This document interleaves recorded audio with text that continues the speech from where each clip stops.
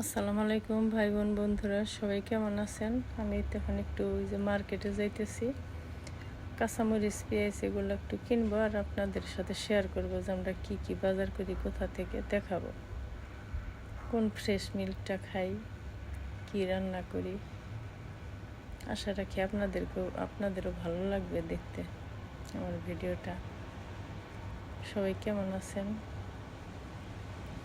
এটা আমি সিংসং মার্কেটে আসলাম। আমরা এই যে ফ্রেশ মিল্কটা খাই, এটা হচ্ছে হাই ক্যালসিয়াম লো ফ্যাট, বিভিন্ন ফ্লেভারও আছে, যে যেটা খাই, কিন্তু এটাও খুবই ভালো, যেমন দাঁতের জন্য, হাড্ডির জন্য, শরীরের, তারপরে ব্রেনের জন্য ভালো।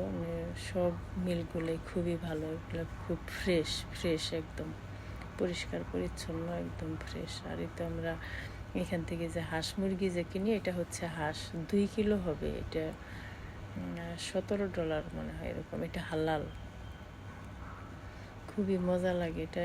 মানে একটু তৈলাক্ত থাকে, চর্বি থাকে বেশ, স্কিনটা ফেলে দিয়ে খাইতে হয়, কিছু কিছু রাখা যায়। এই যে এরকম থাকে হাঁসগুলা, একদম ফ্রেশ, মনে হয় যে কেবল নিয়ে আসছে ফার্মের থেকে। এগুলো মালয়েশিয়ার থেকে আসে, ওখানে লেখাই আছে হালাল এবং মালয়েশিয়া।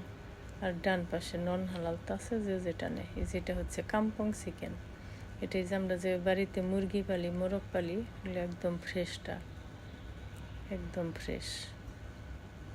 আর এই যেটা হচ্ছে লার্স, এটাও ফ্রেশ চিকেন। এটা হালালটা দেখেই আমরা খাই, হালাল যেটা সেটা খাওয়া যায় আমাদের জন্য আর কি। এরকম তো $11 মনে হয় দাম। আর এখানে যে গিলা কলিজা যেভাবে কিনে আর কি, আলাদা আলাদা তাও কেনা যায়, বেশি দাম না আর কি। আগে চিকেনের দাম কম ছিল, এখন দাম বেড়ে গেছে। আর এই যে আমগুলো সেদিন যে দেখাইছি ভিডিওতে, এই আমগুলো, এই যে একটা আম এতগুলো আম হয় কাটলে, এই যে এত সুন্দর।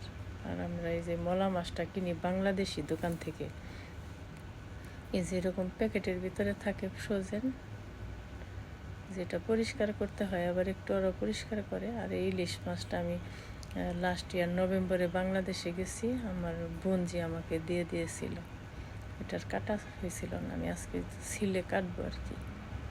আর চিকেনটা মেরিনেট করব ফ্রাই করার জন্য। আর মলা মাছটা বেগুন আর টমেটো দিয়ে চটচটি করব, এতে মলা মাছ।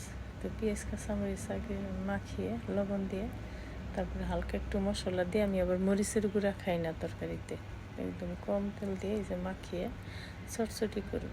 আর ইলিশ মাছ ভাজি করব, তো ভাজি করতেছি।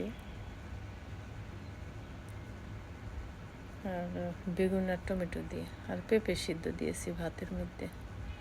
এই তো রাইস কুকারই চুলার উপর বসিয়েছি। আর কাঁঠালের বিচি ভর্তা করেছি আর কি। এটা যে রুটির খোলার মধ্যে ভেজে ঢেকে দিয়ে তারপরে পাটায় বাটতেছি আর কি। সবাই ভালো থাকবেন। ভিডিওটা কেমন লাগলো কমেন্ট করে জানাবেন। এটার মধ্যে একটু আচারের তেল দিলে এক্সিলেন্ট লাগে আর কি, খুব ম্যাচ হয়। আল্লাহ হাফেজ, বাই বাই।